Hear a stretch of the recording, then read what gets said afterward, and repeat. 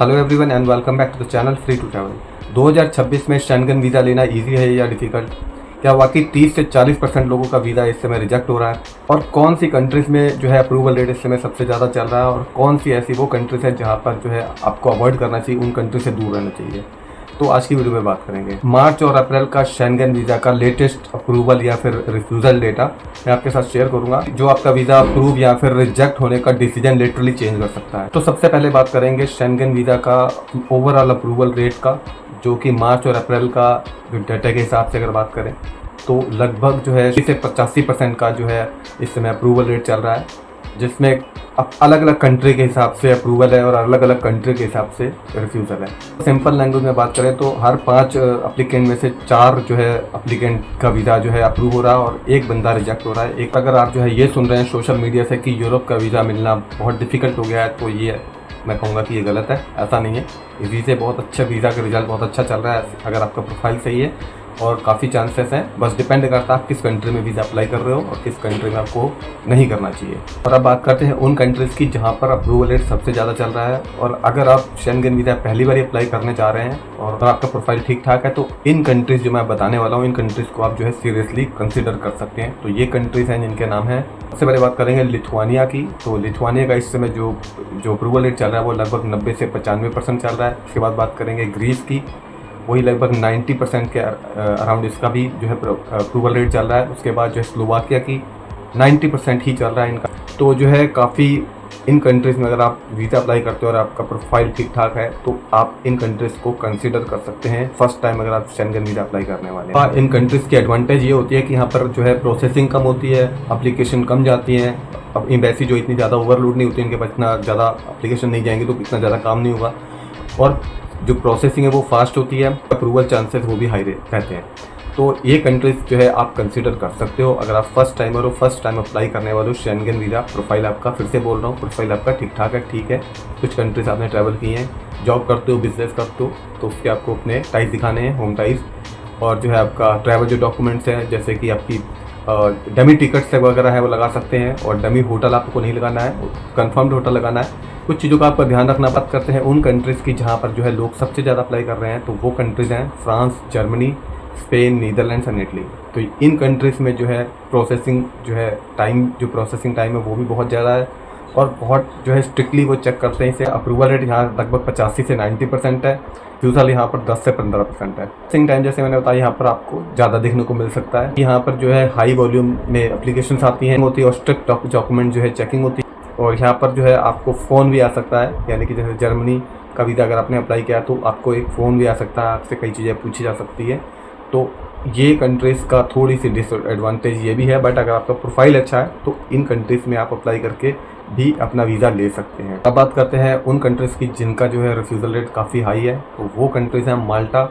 इन countries में आपको apply करने से बचना चाहिए। जैसे मैंने वीडियो के स्टार्टिंग में बोला था कि कुछ कंट्रीज़ ऐसी हैं जहाँ पर आपको अवॉइड करना चाहिए शेंगन वीज़ा अप्लाई करने के लिए, और कुछ कंट्रीज़ ऐसी हैं जहाँ पर आपको आप फर्स्ट टाइम करने वाले तो अप्लाई कर सकते हो। तो जो ये जो कंट्रीज़ हैं वो हाई रिफ्यूज़ल कंट्रीज़ हैं। तो ये कंट्रीज़ हैं माल्टा, एस्टोनिया, बेल्जियम और स्वीडन। तो पहले मैं बेल्जियम को बहुत जोर देता था, क्योंकि बेल्जियम जो है फर्स्ट टाइमर को भी, अगर फर्स्ट टाइम अप्लाई करते हैं उनको भी वीज़ा दे रहा था, बट अभी इनका जो है रिफ्यूज़ल रेट सबसे ज़्यादा है। अगर बात करें माल्टा की, लगभग 30 से 35% जो है इनका रिजेक्शन आ रहा है, और अगर बात करें एस्टोनिया की 25 से 30% जो है वीज़ा इनका रिफ्यूज़ हो रहा है, और बेल्जियम की लगभग 20% के अराउंड वीज़ा लगभग रिफ्यूज़ हो रहा है, और स्वीडन और डेनमार्क की अगर बात करें तो 20 से 25% लोगों का वीज़ा यहाँ पर रिफ्यूज़ हो रहा है। तो ये कुछ हाई रिफ्यूज़ल कंट्रीज़ हैं जो आपको रिफ्यूज़ कर सकती हैं अगर आप पहली बार अप्लाई कर रहे हो। फर्स्ट टाइम अप्लाई करने वाले हो तो मैं आपको रिकमेंड करूँगा कि आप इन कंट्रीज़ में बिल्कुल अप्लाई मत करना, नहीं तो जो है आपका वीज़ा रिजेक्ट हो सकता है। और जो मैंने पहले आपको कंट्रीज़ बताई जहाँ पर वीज़ा अप्रूवल रेट सबसे हाई है, तो उन कंट्रीज़ में आप अपना वीज़ा फर्स्ट टाइम अगर अप्लाई करने वाले हो तो ट्राई कर सकते हैं। बात करते हैं कि वीज़ा रिजेक्ट होता क्यों है, तो कुछ जो है मेजर रीज़न्स हैं जो मैं आपके साथ शेयर करूँगा। जैसे कि फेक होटल या फेक फ़्लाइट बुकिंग, यानी कि जो फ़्लाइट बुकिंग होती है वो उससे डमी लगा सकते हैं। जैसे आप टिकट को होल्ड करते हैं तो वो होल्ड वाली टिकट आपकी हालांकि कुछ दिन बाद वो होल्ड से हट जाती है, बट कहने का मतलब वो फ़्लाइट जाने वाली तो होती है ना एटलीस्ट। तो कुछ लोग क्या करते हैं, उसको जो है एडिट कर लेते हैं, जो पुरानी टिकट होती है, जो फ़्लाइट भी नहीं चल रही होती, तो वो लगा देते हैं जिसकी वजह से दिक्कत आती है। तो फ्लाइट टिकट आपकी जो है होल्ड वाली अब चल सकती है, वो आप लगा सकते हैं। प्लस आपका होटल जो है रिजर्व्ड होना चाहिए, ना कि एडिट वाला। लोग एडिट कर लेते हैं होटल बुकिंग को और वो लगा देते हैं, जिससे उनका वीज़ा रिफ्यूज़ हो जाता है। सेकंड रीज़न की बात करें तो लो या फिर इनकन्सिस्टेंट बैंक बैलेंस। अगर आपका बैंक बैलेंस कम है तो भी आपका वीज़ा रिफ्यूज़ हो सकता है। उस ट्रांजेक्शन कम है, अगर आप बिज़नेस करते हो तो ट्रांजेक्शन उसी के हिसाब से होनी चाहिए। अगर आप जॉब करते हो तो अगर आपके अकाउंट में सैलरी आ रही है तो वो दिखनी चाहिए, और आपके प्लस आपके ट्रैवल के लिए उतना बैलेंस मेंटेन आपको करना चाहिए ताकि आपका वीज़ा सिक्योर हो सके। ट्रैवल हिस्ट्री अगर आपकी नहीं है, जैसे मैंने बहुत सारी वीडियोस में बताया कि अगर आप थोड़ी सी ट्रैवल हिस्ट्री बना लेते हो तो एक आपका चांस बन जाता है कि वीज़ा आपको मिल सकता है। बट अगर आप ट्रैवल हिस्ट्री विदाउट आप वीज़ा अप्लाई करते हो तो उसमें आपके काफ़ी चांसेस होते हैं कि वीज़ा आपका रिफ्यूज़ हो सकता है। बट अगर आपका प्रोफाइल अच्छा है, जॉब अच्छी है, या बिज़नेस बहुत अच्छा चल रहा है, मतलब आप अच्छे करोड़ों में आपकी ट्रांजैक्शन चल रही है, तो उसमें उस केस में आपका वीज़ा निकल सकता है। आपकी बहुत अच्छी जॉब है तो आप टैक्स पे करते हो, तो उस केस में आपका वीज़ा निकल सकता है। बट अगर आपका जो है जॉब ठीक ठाक है, 35-40 हज़ार रुपये कमा रहे हो, तो उस केस में आपका वीज़ा अगर फर्स्ट टाइम अप्लाई कर रहे हो तो वो उस केस में विदाउट ट्रैवल हिस्ट्री, तो उस केस में आपका वीज़ा जो है रिफ्यूज़ हो सकता है। फोर्थ रीज़न ये हो सकता है कि आपका पर्पस ऑफ ट्रैवल क्लियर ना हो।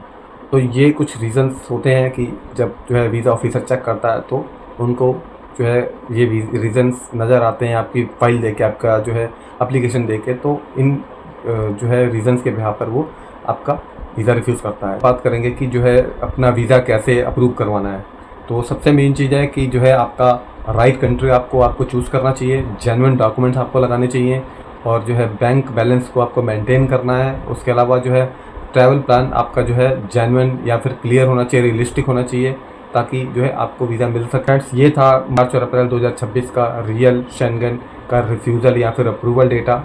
तो सही आपको चूज़ करना है कि इस वीडियो को आपको ध्यान से देखा होगा आपने, तो कौन सी कंट्रीज़ आपको, आपका क्या प्रोफाइल है, उसी के हिसाब से आपको किस कंट्री में वीज़ा अप्लाई करना चाहिए और किस कंट्री में आपको वीज़ा अप्लाई नहीं करना चाहिए। इस वीडियो को सेव कर सकते हो या शेयर कर सकते हो, वीडियो को लाइक कर सकते हो। मिलते हैं किसी और वीडियो में किसी और इन्फॉर्मेशन के साथ, तब तक के लिए बाय बाय।